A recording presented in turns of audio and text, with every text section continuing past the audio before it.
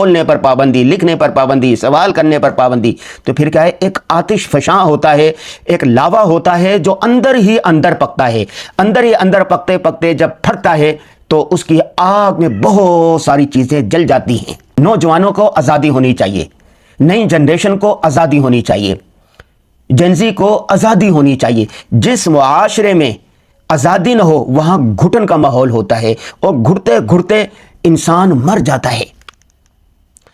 میں آپ کو چند مثالیں دیتا ہوں۔ پہلے مثال ہے لیبیا کی۔ لیبیا میں سخت پابندیاں تھیں، کسی کو بولنے کی، کسی کو لکھنے کی آزادی نہیں تھی، کہیں سے لوگوں کو انصاف نہیں ملتا تھا۔ وہاں کے بادشاہوں نے عوام کو جکڑا ہوا تھا۔ یہ بات درست ہے کہ وہاں پر سہولیات ساری تھی، لیکن ایک آزادی نہیں تھی، بولنے کی آزادی، لکھنے کی آزادی، سوال کی آزادی، ایسا نہیں تھا، جکڑا ہوا تھا۔ بالآخر کیا ہوا؟ پولیس والے نے ایک نوجوان کے ٹھیلے کو لات ماری کہ پرے چلو یہاں سے۔ اس نے کہا کہ آپ نے یہ ٹھیلے کو لات کیوں ماری ہے؟ آرام سے بھی تو کہہ سکتے تھے۔ وہاں تکرار ہوئی، چند نوجوان کھڑے ہوئے، اور پھر وہیں سے لاوا جو نوجوانوں میں پک رہا تھا پھٹا، اور وہاں کے محلات کو جلا کے رکھ دیا، یہاں تک کہ وہاں کے بادشاہ قذافی کو بھی محلات سے نکلنا پڑا، چھوڑنا پڑا، اور ایک انقلاب آ گیا۔ اسی طرح مصر میں ہوا، اسی طرح اور کئی ممالک کے اندر ہوا۔ اس پر ہم انشاءاللہ پوری ایک ویڈیو الگ سے بنائیں گے۔ میرے کہنے کا مقصد یہ ہے کہ انسان کو جب غصہ آتا ہے تو غصہ نکالنے کے لیے آزادی ہونی چاہیے، کوئی نہ کوئی ہو۔ آپ دیکھیں، اگر کسی بھی انسان کا جب والد مر جاتا ہے، والدہ مر جاتی ہے، یا کوئی عزیز مر جاتا ہے تو کتنا پریشان ہوتا ہے۔ اگر وہ تھوڑی دیر کسی کا کندھا اس کو میسر آ جائے اور کندھے سے لگتے وہ رو لے تو وہ ہلکا ہو جاتا ہے۔ ایک مثال دیتا ہوں ڈاکٹر عامر لیاقت کی۔ ڈاکٹر عامر لیاقت حسین کتنے بڑے اسکالر تھے، کتنا انہوں نے کام کیا۔ انہوں نے دانیہ شاہ کے ساتھ شادی کی، دانیہ شاہ نے ان کی نازیبا ویڈیو لیک کر دی، جس کی وجہ سے وہ ٹینشن میں آگے، غصے میں آگے، ڈپریشن میں آگے۔ انہوں نے اپنا کمرہ بند کر لیا، اس کو کوئی آواز سننے والا نہیں تھا، ہر طرف سے اس کو لان تان کر رہے تھے، اور اس کو کوئی کندھا نہیں ملا کہ جس پر سر رکھ کر وہ آنسو بہا لیتا، اس کو کوئی پلیٹ فارم نہیں ملا کہ جو بول کر اپنا غبار نکال دیتا۔ چنانچہ ٹینشن، ڈپریشن کی وجہ سے ان کی موت ہو گئی۔ اسی طرح جن گھروں کے اندر بچوں کو آزادی نہیں ہوتی بولنے کی، باپ سخت گیر ایک آدمی ہوتا ہے اور ہر وقت لٹھ لیے پھرتا رہتا ہے، تو بالآخر بچے نافرمان ہو جاتے ہیں، بچے باغی ہو جاتے ہیں۔ جن گھروں کے اندر، جن معاشروں کے اندر نوجوانوں کو آزادی ہوتی ہے، سوال کرنے کی آزادی ہوتی ہے، بولنے کی آزادی ہوتی ہے، بات چیت کی آزادی ہوتی ہے، گھٹن کا ماحول نہیں ہوتا، تو وہ بچے آگے بڑھ کر ملک و قوم کی تعمیر کا کام بھی کرتے ہیں۔ میرا یہ تجربہ ہے اور تجزیہ ہے کہ ہر آنے والی جنریشن پیچھے والی جنریشن سے ہر اعتبار سے بہتر ہوتی ہے۔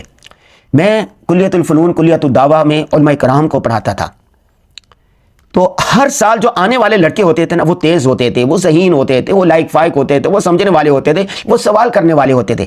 اگر نوجوانوں کو، جنزی کو، بچوں کو، نئی جنریشن کو تھوڑے سی آپ آزادی دے لیں، وہ کھل کے رہیں گے تو وہ کہیں زیادہ کام کریں گے، ملک و قوم کے لیے نفع ہوگا۔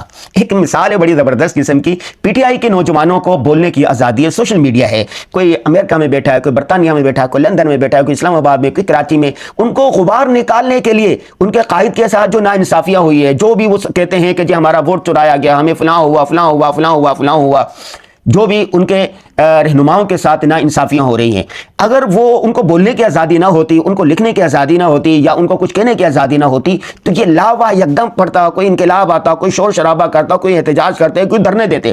جب آدمی پک جاتا ہے نا اندر سے، جیسے آتش فشاں ہوتا ہے، لاوا ہوتا ہے، زمین کے اندر پکتا ہے، پھر آتش فشاں بن کے پھٹتا ہے، تو نوجوان کو جب انصاف کہیں سے نہ ملے اور کہیں سے اس کی سنوائی نہ ہو، کوئی بات سننے والا نہ ہو، اس کو کہنے والا نہ ہو، تو وہ کیا کرے گا؟ وہ غصے سے پھٹے گا، وہ پریشان ہوگا، وہ ڈپریشن میں جائے گا، پھر وہ مرنے مارنے پر آ جاتا ہے۔ مجھے نہیں جینے دیا جا رہا تو میں تمہیں بھی نہیں جینے دوں گا، ہم تو ڈوبے ہیں صنم، تمہیں بھی لے کر ڈوبیں گے۔ پھر وہ یہ سوچتا ہے کہ میں نہیں تو کوئی بھی نہیں، اور مجھے جینے کا حق۔ دیکھیں نا، دو پڑوسی ہیں، ایک کے گھر میں میت رکھی ہو اور دوسرے گھر میں خوشی کے شادیانے بج رہے ہوں اور اس کے غم میں شریک نہ ہو، تو وہ کیا کہتا ہے؟ وہ کیا سوچتا ہے کہ میرے گھر میں اتنی مصیبتیں اور آپ میرے غم میں شریک ہوتے یا نہیں، لیکن کم از کم خوشی تو نہ مناؤ نا، ڈول تو نہ بجاؤ نا۔ میڈیا پر جس طرح کے قدغنیں لگائی جا رہی ہیں اور مختلف ممالک میں لگائی جاتی ہیں، عرب ممالک میں بھی تھی، پاکستان میں بھی، اب چھوٹی سی بات پر کسی نے مذاق میں اگر کہہ دیا کوئی بات تو اس پر ایف آئی آر درج درج ہو جاتی ہے اس کو اٹھا کے لے جاتا ہے. مزاح پر بھی پابندی لگائی جا رہی ہے, شعر و شاعری پر بھی پابندی لگائی جا رہی ہے,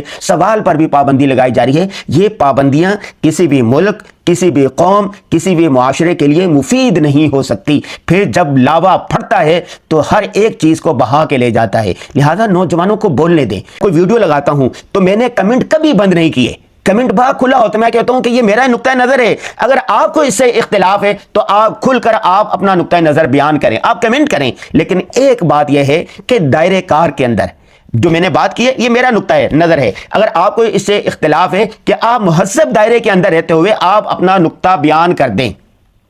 قلم کی آزادی ہونی چاہیے, قلم کے ساتھ ہونا چاہیے, گالی نہیں دینی چاہیے, گولی نہیں چلنی چاہیے.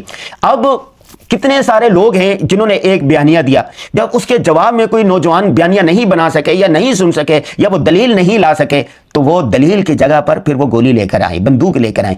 ایسا نہیں ہونا چاہیے. معاشرے میں شدت پسندی نہیں ہونی چاہیے. شدت پسندی ختم ہوگی مکالمے سے, بات چیت سے, آزادی سے, اظہار رائے سے.